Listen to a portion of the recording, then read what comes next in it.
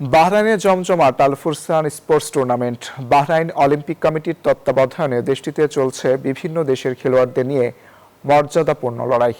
বিভিন্ন দেশের প্রবাসী ক্রিকেটারদের নিয়ে গঠিত 20টি দল এই টুর্নামেন্টে অংশ নিচ্ছেন, যাদের মধ্যে রয়েছে বাংলা টাইগার্স ও বাংলা লায়ন্স নামে দুটি প্রবাসী বাংলাদেশি দল।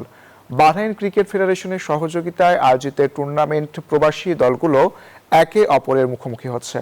স্থানীয় প্রতিভা অন্বেষণ, ক্রীড়া সংস্কৃতির প্রসার এবং প্রবাসী ক্রিকেটারদের অংশগ্রহণ টুর্নামেন্টকে বাহরাইনের অন্যতম প্রধান ক্রীড়া উৎসবে পরিণত করছে।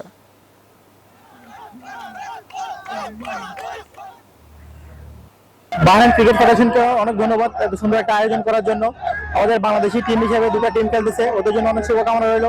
ম্যাচগুলো অনেক এনজয়েবল হইতেছে। আজকে আমরা বাংলাদেশ লায়নের খেলা দেখতে আইছি, খুব এনজয় করতে আছি। শুধু ক্রিকেট না, ক্রিকেট, ফুটবল, ব্যাডমিন্টন, হকি অর্থাৎ সব ধরনের ক্রিকেটে আমাদের এই অংশগ্রহণ এবং আমাদের চর্চা আমরা অব্যাহত রাখি। কেননা এই বাহরাইনে আমাদের প্রবাসী ক্রিকেটারদের বিভিন্ন সামাজিক কাজে অংশগ্রহণের মূল উদ্দেশ্য হচ্ছে আমাদের এই ক্রিয়া।